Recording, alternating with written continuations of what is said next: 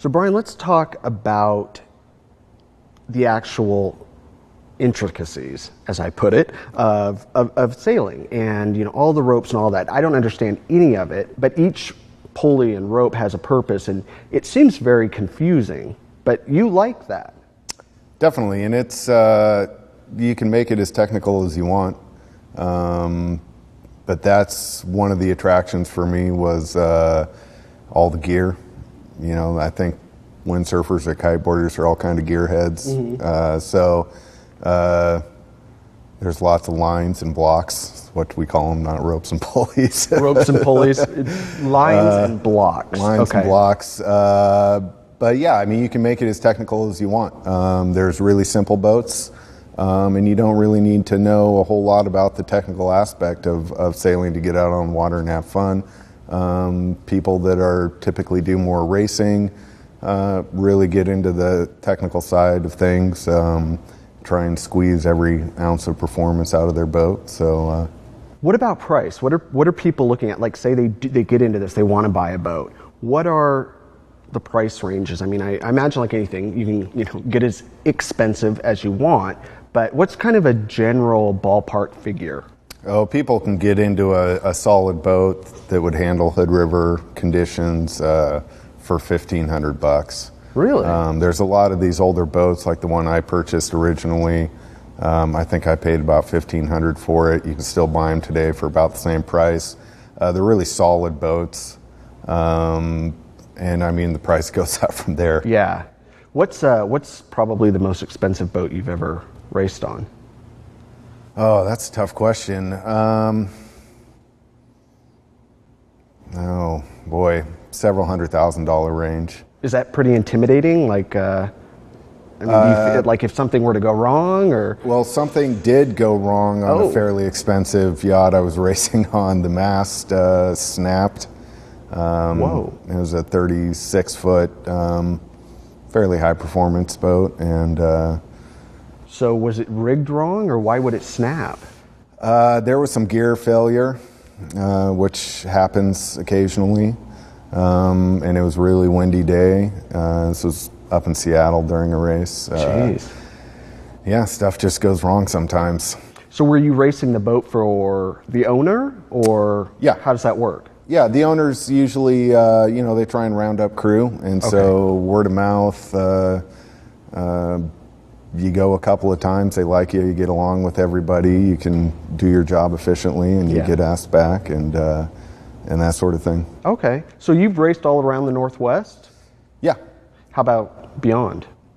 Haven't done much racing beyond the West Coast. Some cruising, trips down to the British Virgin Islands, go charter boats down there and take vacations and sail around. Any plans to race outside of the Northwest? There's West some, Coast? There's some East Coast events that I'd like to do. Any particular one? Oh, I'd like to do Block Island Race Week or Charleston Race Week, or two kind of large events. There was a Key West Race Week that looks like a lot of fun, although that one interest has sort of been waning recently. But it should pick back up again. Okay. So getting back then to the Hood River Yacht Club, and you mentioned the website has a lot of information. You are wanting to get more members, it sounds like. Absolutely. What was the joining fee? You can be an associate member for $25 per year? Per year. Wow. Very inexpensive. Yeah. And what does that actually get you? That gets you access to any of our events, and because of the way we're organized, we require that people that come to our events either be a member or be a guest of a member. Okay. And we've priced the membership so economically that we just want more members. We want to get more people involved. Yeah. So the only thing you don't get with an associate membership is voting rights. From time to time, we elect officers, like myself, and vote on the direction of the club. So for $50, you can be a full member, which gives you your voting rights. Super reasonable. Very reasonable. I think $75 gets you a family membership. So that's yourself and your partner and any of your kids 18 and under. Wow. So if you're at around 75 members right now, do you guys have a max number that you can grow to, or is it sort of infinite? No, I think it's infinite. Yeah. Really? Yeah. I mean, we've got members that don't necessarily even live in Hood River. Okay.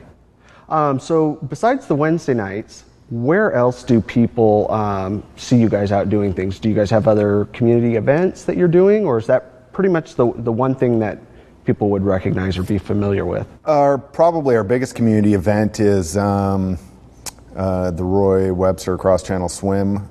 We organize membership to get out there and put up a safety line going across the river. Oh, you do? And catch any swimmers that are fatigued and yell at swimmers that are going the wrong direction. Yeah, So, yeah.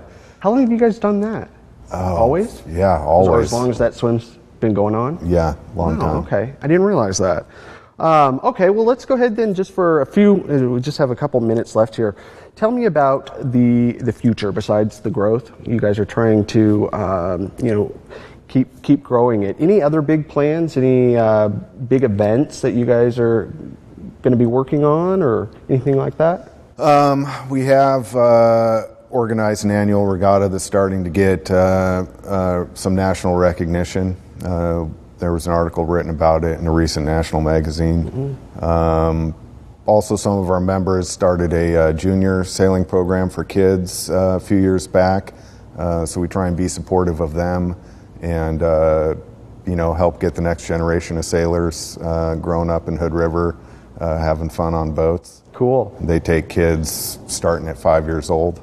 Okay. Is there quite a bit of interest for kids right now? Huge, yeah. Really? They're sold out of most of their classes. Great. Huge interest. They do it in Hood River. They do some in Cascade Locks. So they're great people, and it's Andy and Jamie Mack. Okay. And they go through the Columbia Gorge Community Ed. It's really getting quite popular. Cool. Now, is there information on the kids' stuff on your website as well?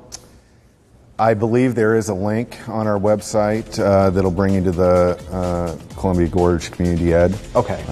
But that's where you would go to sign up for those kids' classes. All right. Well, very good. Well, Brian, thanks for coming on, sharing a little bit about your organization, and good to meet you. Thanks for having me. Absolutely. You guys, thanks for watching. Look forward to seeing you next time, and remember, take care of each other.